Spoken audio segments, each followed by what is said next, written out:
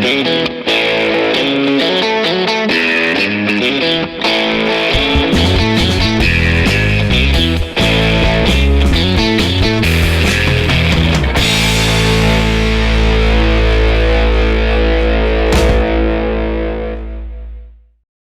name's Nick. I own Staightline Performance out of Joliet, Illinois, south of Chicago. We are a performance facility doing installs like we are here with Edelbrock and E-Force, do custom tuning. We have an in-house chassis dyno and whatnot. Brought here today to kind of explain and answer questions people have about tuning a vehicle.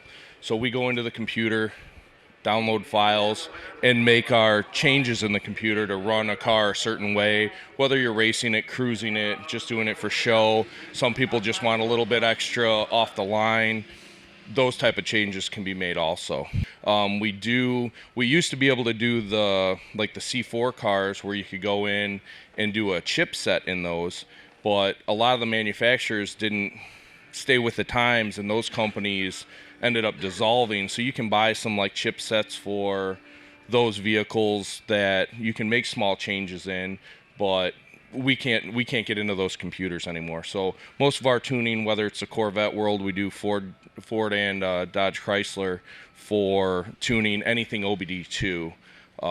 As far as that, we don't get into we sell programmers. People have concerns on, is a programmer better than a custom tune? No, it's good for a car that's stock, that doesn't have a lot of modifications, where it adjusts small portions of torque management and whatnot in the tables. So, but a lot of our stuff is all custom in-house tuning, and then like base tunes that we do here for them. No matter what, it's always up to the dealership discretion. We have great relationship with our dealerships by us, where they actually may install a supercharger themselves and bring it to us, and then they'll put it into your payment or whatnot and warranty it themselves. But if you having that relationship, I mean, if you're the guy that goes into the dealer and yells and screams at the guys every time, they're going to try to do whatever they can to avoid your warranty too. So, but as far as, it's called a checksum. So when you go in, This would be not a dealer, but another company. another company, correct. So another company cannot see the checksum. They can see the tune file. So if I were to tune that 2015 Stingray over there, and I were to tune it, and somebody were to download my tune with the same software, they can see the changes that I made, but they can't see. A dealership can't download the computer. All they can do, the dealership can do, is flash a computer. So when you go in and they say, hey, we have an update, they send you a card in the mail. You go there to check it out, get your oil changed. You can go in there. They'll be like, oh, we have an update on file. We can give you an update. And usually it's always emissions related. It's not, hey, we're calling you in to give you more power. They don't see the checksum change. So what they started to do with the new softwares is, when you go into a dealership, it's almost like a key counter. Every time your car was started, it has like a rotating key. What they used to do with the programmers, where you just had those handhelds that you can buy online, when you plug those in, it would erase the checksum. So now you have a 2008 Corvette, you go into the dealership, and when they go to look at the checksum, that's all they're worried about. They look at it, they're like, oh, this car's only been started 5 times, but it has 40,000 miles on it. That's where they raise their eyebrow and they have concern. So all the new software and the new technology does not change the checksum. It pulls the checksum out, writes it into the file when I write it, and automatically puts it back in. The other thing with the factory file for any of the cars, whether it's a C5, C6, C7, in this case with all the Corvettes, is the O2 sensors. So get into a little bit of the technical part of it. The fuel trims, I'll call it, when you're cruising around in the fuel trims of the car, you have no idea what the car is doing when you're driving it. You have no idea if it's 10% off, 12% off, because that's its correction factor. So like a standalone computer where you have individual cylinder control, you don't have that on these cars. You have the whole engine. If I want to make the vehicle run 5% richer at 2,000 RPM, it is for the whole engine as its entirety. The only thing that has control for bank to bank is the O2 sensor. So if a front O2 sensor were to get stuck lean and go bad and just fail, that bank of cylinders would automatically add 25% into it, thinking it's lean, and wipe out those spark plugs. Basically, it'd make them rich. So that's how you know. Obviously, you're going to get a check engine light, and the car's going to run really bad anyway. So you're going to know something's going on. But that is how how it's controlled. So a lot of the times, how they say they're tuned conservative from the dealership is true, because they're 8-10% off, but you don't notice it. It's not hurting the car. It's doing its job, and it corrects accordingly. When we do a tune, and when I do my base tune, I extract the file, look at it, make my changes that I know I'm going to make, then I scan it, fire the car up, and I look right there at the fuel trims and see how far they're actually off. Then I make my correction. I like them to be under 2%. That's my personal. So a car with, for instance, a car that the American Racing Headers is here doing header installs, long tube headers. If you were to have a diagram where your header is right here and your O2 sensor is here from the factory, real close to the top of the manifold, but then it moves down here in a long tube header, it changes it about, typically the fuel trims change right there about 6 to 7% at idle. And then up to its mass airflow frequency is how the fueling's done. You have a VE table, which is your volumetric efficiency table, that changes your based on manifold pressure. So when we tune a car on the dyno, I turn off the mass airflow sensor. I tune it in a MAF failed, is what we call it, state. So if your mass airflow sensor were to fail right now and you unplug your mass airflow sensor from the factory, the car would shut off, it'd die. I tune it thinking it's going to die, tune the VE table, which is no mass airflow, get it within 2%, then re-enable the mass airflow, and then tune that table also. So if you were to have a failed condition, the car will still run. What year car is it? 08? Okay. So the LS3 car, the computer in, like, the first thing is the computer in the C7 has an adaptive fuel trim setting. So I set command, what I command. I just finished a blue car over here, and I was explaining to him, when I set my command, it's going to follow command. When it'll tighten up the trim, if I want to keep it under 2%, I put my command at 2%. The new cars, the brand new cars, will follow that to a T. They're just advanced. Every year you go from the C5 to C6. Each one had its own advancements in technology. So what I do is, first thing is, I need to know what type of fuel. There are some places that you can only get 89 octane. Well, I need to know that, because if I put a timing table, that's why I don't do what I call cookie cutter, cut and paste, and hey, I tuned that car and it looks like that car, so I'm going to put his file in just because it ran good on that car. No, I do every single car individually. I'm not into the mail order tuning end of it. I want each vehicle, I'm going to sit in it, I'm going to tune it, do it like that. So I go over what you're going to do with the car. Typically a road race car, if I know it's going to be road raced a lot, I will set my command about 2 to 3% richer to let that fuel actually cool off the cylinder, because it's going to run hot. When you're Gingerman up by us, Road America, any of these places out here, and you're running it hard, your engine oil temp, it has an actual table inside that shows when you're over 230 degrees engine oil temp at a road course, it automatically goes into a cat over temp protection and dumps like 15% of fuel. So if I were to put a stock car on a dyno, rip it up to 6,500 RPM, at about 5,000 RPM, it'll dump another 10% fuel from the factory to try to cool the cat down.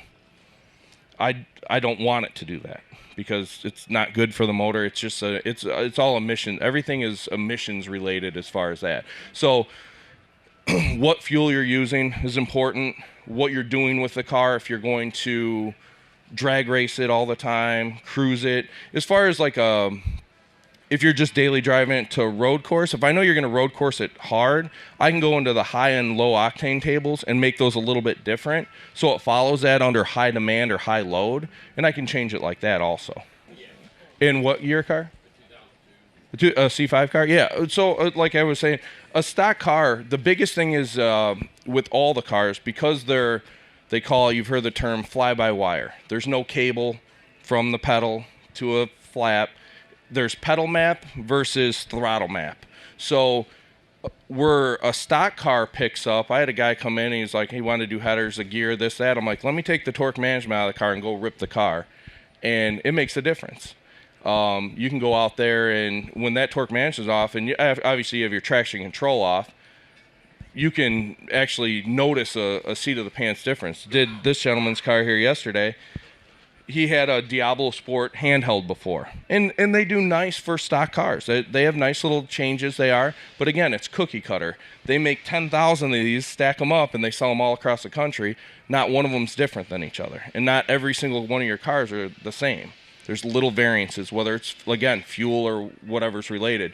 So when you go in and change those parameters, like I said, torque management, I tighten up the delay. So there's a delay when you go wide open throttle in any of the C5, C6, C7, you put your foot to the floor. Now it tells the computer, hey, I'm 100% here. It has a 1.5 second delay where it opens 80%, and that's kind of that like bog everybody feels, that just it's real faint, that little bit of a bog before then the throttle decides to go 100%. That's torque management. Does not, people say, oh, they put it in there to save the transmission or to do that. No. Same thing with old school cars where you used to put a shift kit in it. It was actually better for the transport to shift crisp than to have a delay in it. So there's upshift, power, downshift in the automatic cars. The manual trans has like the CAG delay, which is the skip shift or the 1 to 4. You can turn that off in the computer also. But it's not about the horsepower you gain. If I went in and changed a stock C5 car automatic, said, here, go rip the car down this road right here, just took the torque management off, that's the only change I made, and rip it again, it would feel like a different car. Somebody would think that they got 20 horsepower, but you got 0 horsepower. My timing tables, my fuel tables will be the horsepower. So when a lot of people ask, like, how much power am I going to pick up with this base tune that we're doing here? Probably 15. Legit 15, but the torque management is going to make it feel like a lot more because it's going to allow the car to accelerate. That changes, yeah. The course of the catbacks don't really pick up. That's more of a sound deal as far as when people are putting those on. If somebody comes to me and says, what's going to be my stage 1? What should I do? I don't care if it's C5, C6, C7. I always say cold air intake and headers. That's where the power is going to be made in a stage 1. Get the air in and get the air out. The Corsa, the Borla, the B&B Fusion, those are for the personal preference and the sound. Do they pick up horsepower right off the bat? No, maybe at 100 mile an hour when there's that much air going through there, it picks up. But the horsepower is going to be made in the headers, the cold air, and the tune. If you do headers in a cold air, you may not get a check engine light, but you'll benefit a lot from the tune because it'll actually be 15 to 18% lean. Yep, that is all in the torque management. That would be, torque management will help it get off the line. It's like putting, when people put a gear, you go from a 315 gear to a 373 gear. It makes the car faster, doesn't make any more horsepower. Makes the RPM better. If you just want to fix it in the tune, the torque management's the biggest thing that'll help you get off the line faster. There won't be a delay. Is it an automatic or a manual? It's a 6-speed. 6-speed, okay. So taking that delay out of there will help it get off the line as far as that. As far as if we're just talking tuning. Obviously a gear or if it were an automatic car, a torque converter, those things will definitely help, but just talking the computer. Is that gonna happen? That's the hand, is it like an SCT or a Diablo Sport? Yeah. One of those, yeah. So it's just again, it's not a bad tune for a stock car. A lot of people buy them. They're convenient to buy. They're easy to put in. They're user-friendly. Well, with the C6, the C7 having the sport mode and everything like that, you had your C6s that had the sport and touring switch. The different options, the different package as far as what the car was, electric ride or standard. Like guys will also, you can buy with the C5s, a lot of guys wanted to go to the Bilstein shock and actually put the manipulator in. I can't control anything in the computer body control module, and nothing as far as a tuner can either as far as a handheld. You cannot go into I cannot change the ABS, I cannot change the airbag light, I cannot change the mirror, the color settings, I cannot change anything that's controlled through the body control module. Anything in the ECM and the TCM, the trans control module, I can change. They have half of the delay that the standard C7 or C6 would have. They went above and beyond with that car from the factory. There is still delay built into it. There is still torque management built into it. They have different ways that you can launch the car at the track with the control in the car. But the torque management is still there. They still put it there. You have to realize too, and people ask not just on Corvettes, but like you look at a diesel truck or a C6 model. Aside from the C6 and 05, 06 and 07 having the LS2 and then going to the LS3 and 08, that model, other than that engine, did not change till 2013 going into the C7. The only thing they did for the LS3, which is a great engine, is they offered it in a dry sump with the Grand Sport manual trans. So their advancements in any car to keep a model the same and to be able to make a certain car or truck model for so many years is all in the computer. When you buy a 2012 Chevy diesel truck and it makes, just using numbers here, 400 horsepower, 600 foot-pounds of torque, the 13 model comes out, makes 415 horsepower and 650 foot-pounds of torque. Nothing physically changed on the truck other than the tune and the program. They allow that to unlock because it's cost-effective for them. It's easy for them to just make a computer change, and they can do it for the course of 5 years, and pretty soon that same engine that was bought in 2012, now you're buying it in 2015, all of a sudden makes 500 horsepower. All it was is a computer change in there. Dodge does that with their workhorse engine right now is a 3.6 liter. They run that in like the Durangos, the cars. They also put it in the Ram truck. In the normal vehicles, it makes 290 horsepower. In the Ram truck, the exact same engine, nothing changed, makes 350 horsepower because of variable valve timing. But they don't have to, it's easy to manufacture things, keep everything the same, and just make computer changes. Active fuel management, all that can be turned off, correct. The only way you can turn it off is if you tune for it, though. Yes, if you go on you come up to my dyno, I go on the dyno, I put a wideband in, set my command air-fuel ratio, make it run at that air-fuel ratio, I can turn off active fuel management, variable valve timing, displacement on demand, everything like that. So the cars that we'll do a G8, has a DOD, shuts down the 4 cylinders, runs in eco mode, all that stuff. It's as simple as a switch in the computer. I turn it off and it does not follow that circuit and stays in V8 mode. That's the best stage one. If I would call that a stage one package. You could also go in. It's all personal preference to the car too. If I were to say, the warranty question is, they cannot read the checksum any differently than I can set it. So if you've had your car and it has 10,000 miles on it and you're driving around, I download the file. With the handheld programmers, they used to erase the checksum. So it would look like the car has zero miles on it as far as the computer's concerned. It would raise a red flag to the dealer and they could void it for whatever they want. When you go in with the way we tune the car and other tuners cross country, when you download that file, it keeps the checksum the same, writes it into the new tune file, goes in. The dealership can't see that. They would never know unless something's modded on the car. So as far as a completely stock car and it was tuned, the dealership would have no idea. So they would not be able to see that. But if you go in there and say, well, are they going to see I programmed it for headers? Well, first off, they're not going to void it for the tune. They would void it for the headers before anything. Anything they can visibly see if they want to. But there was a lawsuit back in the day, I think it was 5 years ago. Somebody went back and sued the dealer. They voided his warranty because he had headers on the car. The thing ended up losing a rod or something like that. They're like, no, your warranty's void, you had headers. He won in court, and they made it a thing where they have to have probable cause that thing that you put on the car, that device, that airbox, that header was the cause of the failure. So, and what I said in the beginning was having a good relationship with your dealership, where you're buying the car from, where you're taking it to get work on. I mean, that's your best bet too. Don't go be a hothead at the dealer and say, hey, you got to do this, because then when you do something to the car, it'll come back at you and they'll be like, well, I'm going to void your warranty. Oh, as far as headers, American Racing or Cooks are the top two headers that we use personally. I don't like doing it's not that people call eBay headers, they don't fit correctly or something like that. It's not a matter of that. Sometimes it's the thickness of the gauge steel that you use for the stainless headers. Cooks and American Racing would be the top two choices for the headers as far as that. Air Raid, Volant, or Rotofab would be the top three for the cold air intake. Those would be the top three. And the tune which would be done by me, that's already set.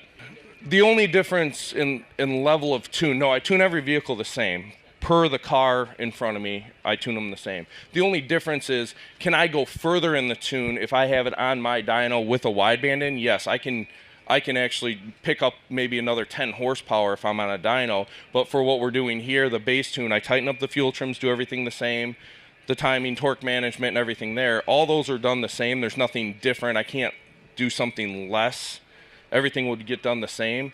But as far as going further with a tune, I could go further with a tune if I had a wideband sensor in it, a nice open road, or a dyno, just for insurance reasons. So What about fuel economy? fuel economy, actually, if not stay the same, usually get better, because my fuel trims are going to have less correction. So everybody knocks on Corvettes don't get great fuel mileage, and you get guys having 25, 29, 30 miles a gallon. They get good fuel mileage.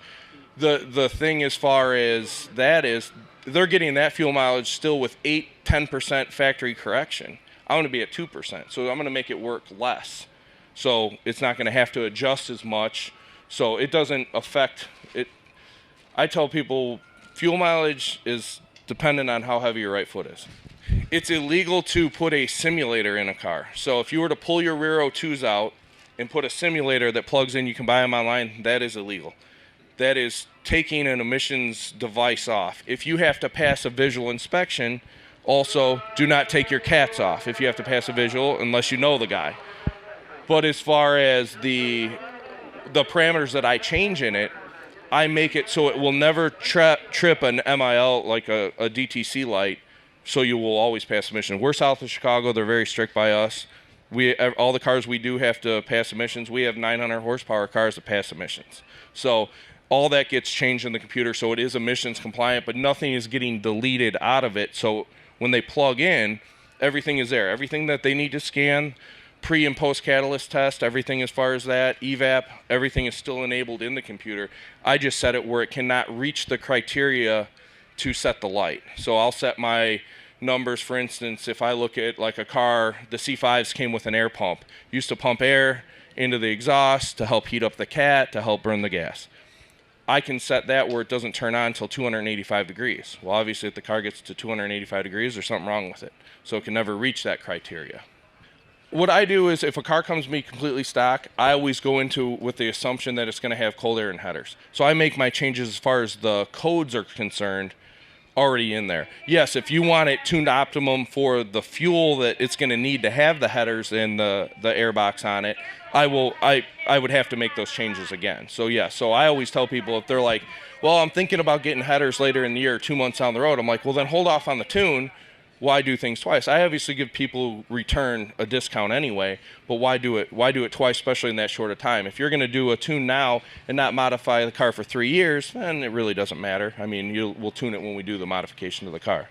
Just with the torque management, the seat of the pants feel, doing things like that, tighten up the trims. Like I said, you pick up maybe 15 horsepower with like a base tune, something like that. That's a benefit. Some people notice, like I said, they'll get in their car, his car right there. He went out and he noticed the difference. He said when he hit it, it actually, hit the traction control real hard. He turned it off, and the thing was able to spin the tires. So, some people, some year cars, as they got newer, I mean, you'll notice a little bit more based on torque management that's built into the cars. But is it going to be something where you feel like you're spraying nitrous at the car or something like that? No, it's not a seat of the pants feel like that. It's just hey, the car accelerates the way it should. That's more of what it is. If you're never going to do it, no, I don't force anybody to tune their car when they're stock, but you do notice a little bit of difference. But that's why you do it at a reasonable cost, where it's like you're not sitting here saying, hey, I'm going to give you 15 horsepower, but you have to give me $1,500. It's you keep it cost effective for what you're getting in return. As far as horsepower gains, you're probably in the 15-20 horsepower on a base tune. On the Z06, if you go on the dyno, you can pick upwards of 30 to 35, horsepower as far as that, if you fine tune it on a dyno with a wideband. It kills it. Yeah, that's torque management. Yes. You'll get rid of it to a point. I mean, it's whenever it hits criteria in the computer where it feels that it has to apply the brake or close the throttle because it feels like it's out of control, I can't stop it from knowing that, I can lessen the delay. So like the delay between shifts where there's a lag. Now some people like that little bit of delay between shift. If the guys that have the paddle shift cars, they notice if they leave it in drive and stand on it, it's just pretty crisp. There might be a little delay, but then when you paddle shift, it almost sounds like it revs and then catches and then goes. The paddle shift will never be faster no matter what I do. I can make the delay 0. It will never be faster than the computer can shift it. Never. The problem is with the spinning. The computer knows it's spinning because it can see the difference between rear wheel speed and front wheel speed. So that's the problem. I can take the delay out, but I can't stop it from doing what it's supposed to do. Correct. Same thing when you go on a dyno. You get all your ABS lights come up because your back wheels are spinning and your front aren't. If the car thinks it's flying over a cliff or something, it has no idea what's actually. It has no idea what's going on, and then you drive down the road and the lights turn off.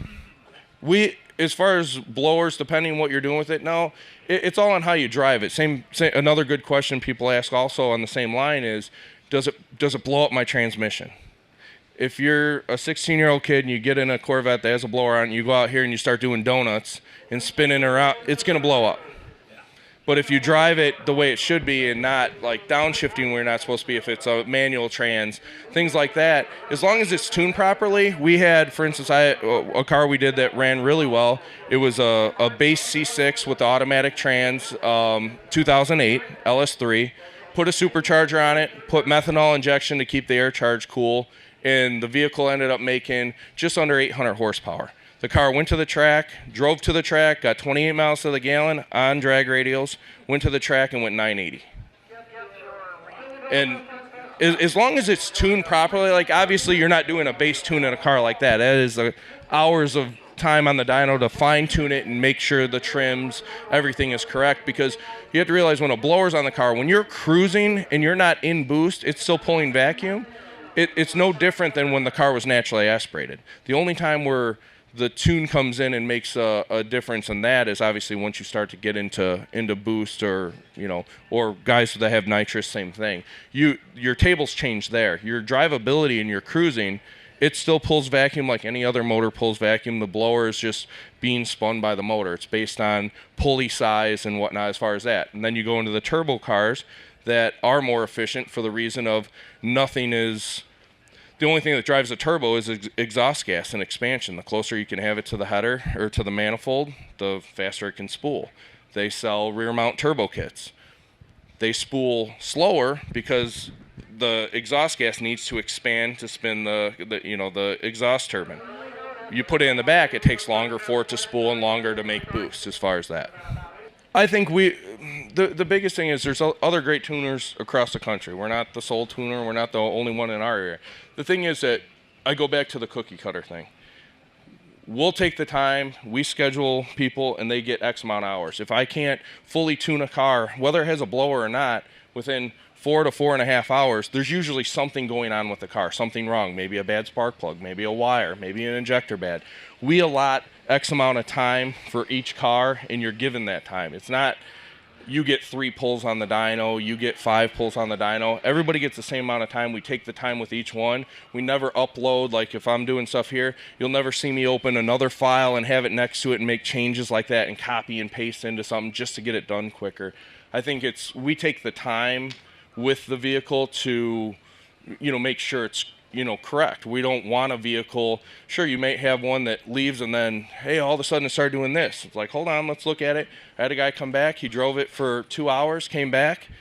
The car had 50,000 miles on it, I believe, and it ended up having a bad O2 sensor. It had nothing to do with tune, changed the O2, car drove perfect. So we take the time to do it.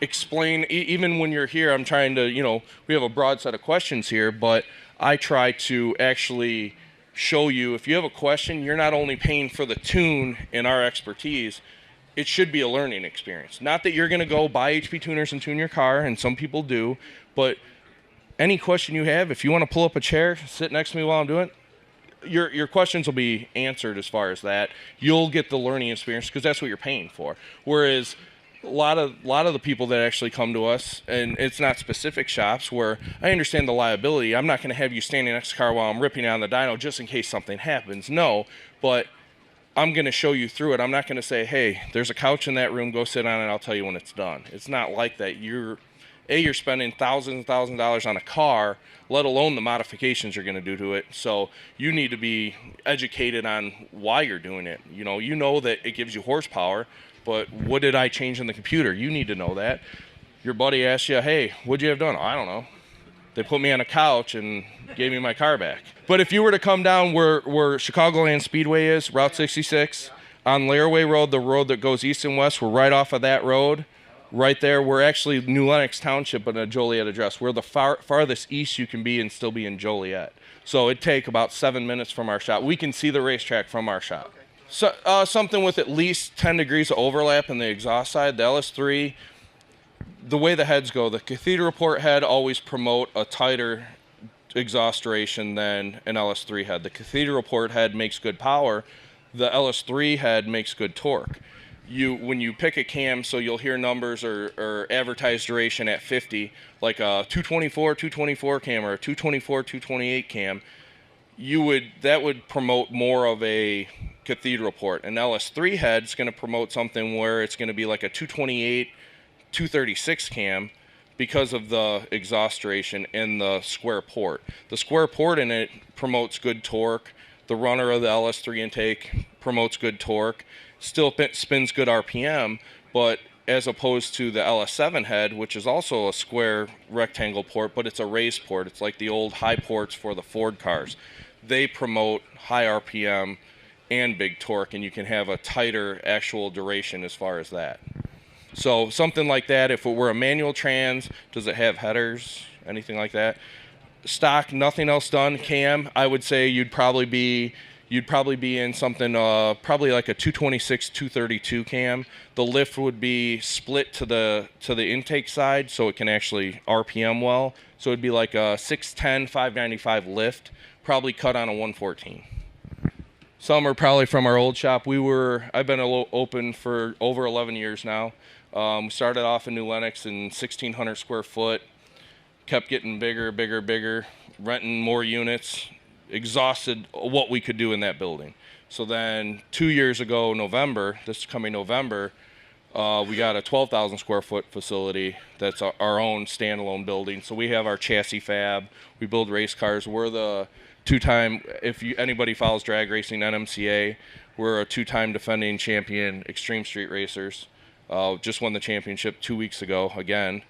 Do that. We build turbo kits in-house, obviously do all the installs. 80% of my work is all the LS-based platforms, whether it's a 5th gen Camaro, all the Corvettes, the older F-bodies.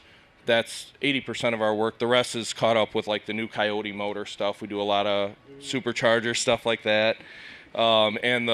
Before we left so late to come down here, we just did a Edelbrock E4 supercharger on a 13 5.7 Challenger, and that thing picked up 130 horsepower. So we were finishing that before we could come down here, so the customer could get his car back and not wait for us. No, you don't throw it away from it. You just what I would do is I make the tables the same on both. I would tune it more towards the aggressive side as far as that. I mean, I could tune one or the other as far as the track here or not. I could tune it however. That's all customer preference. That's something that we sit down and discuss what you want to do, how you want it. Do you still want the normal key as far as, hey, well, I'm just driving the thing around, whatever as far as that. Like mine, I have a 13 Coyote. I have a Corvette also, but I have a 13 Coyote that I put an E4 supercharger on. And we try to do write-ups on things we do as far as that. We're starting to develop, even though it's C5, we're doing the C5, C6 platform, we're doing a twin turbo kit in-house. We're going to start manufacturing that, doing that to give people other options.